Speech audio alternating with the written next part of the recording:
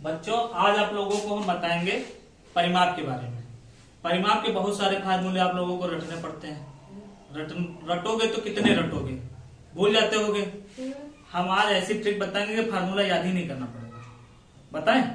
चलो देखते हैं। अच्छा एक चीज पहले आप लोग बताइए, कभी मंदिर गए हैं?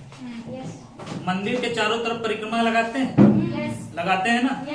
तो जो परिक्रमा लगाते हैं, मंदिर के चारों तरफ परिक्रमा की जो माप होती है वही उस चीज का परिमाप होता है। समझे कि नहीं? चलो प्रैक्टिकल से समझाते हैं। ठीक, अब जैसे कि ये क्या है, स्क्वायर, जिसको वर्ग बोलते हैं। क्या है?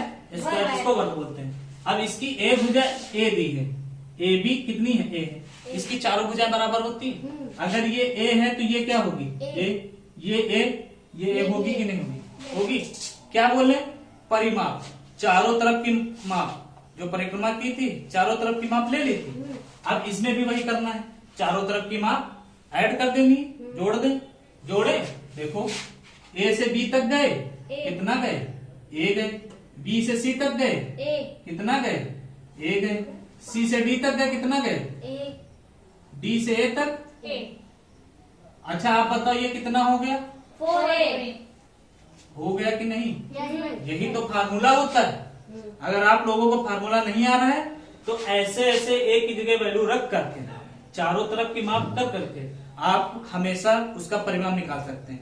आकृति का प्रकार कैसा भी है।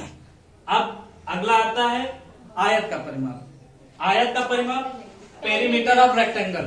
पेरीमीटर ऑफ रेक्टेंगल, उसमें आयत में क्या होता है? आमने सामने की भुजाएं बराबर होती हैं। ये बराबर इसके, ये बराबर इसके।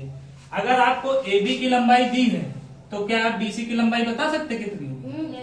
अगर CB की लंबाई दी है तो DA की लंबाई बता सकते कितनी? अगर आप यहां से चलना शुरू किए, A से B तक गए, कितना गए? L। B से C तक गए, कितना गए? B। और C से D तक गए, कितना गए? L। फिर D से A तक गए, कितना गए? B। अब L वाले एक तरफ, B वाले एक तरफ, क्या करना है? L plus L plus B plus B। हुआ क्या? 2L plus 2B। अब 2 कॉमन कर लें, क्या हो गया? L plus B। L plus B। B। Formula तो यही होता है पेरीमीटर का। लेकिन अगर फार्मूला हमें रटने की आवश्यकता नहीं, क्यों? हमने यहां से जाना, यहां जाना, यहां जाना, यहां आ गए, हो गया ना। अब फार्मूला नहीं आ रहा है, आप ऐसे ऐसे रख दो, आपका आंसर निकल आएगा और बिल्कुल सही होगा, कोई गलत नहीं।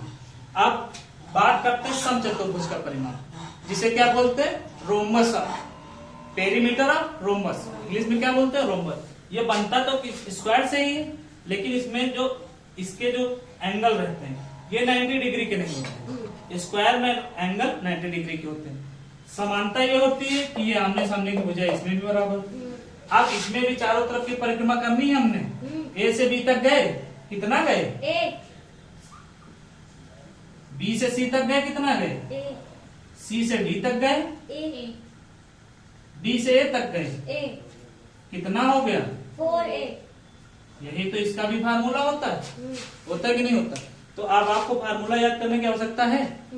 आपको कभी भी किसी भी चीज का पेरीमीटर परिमाप निकालना हो तो उसके चारों तरफ की माप लिखनी है। कोई भी फार्मूला याद करने की कोई आवश्यकता नहीं है। इसी तरीके की और आकृतियों के बाद का जो पेरीमीटर है और आकृतियों का जो परिमाप है वो हम आपको अगले वीडियो में बताएंगे। तब तक के लिए नमस्कार।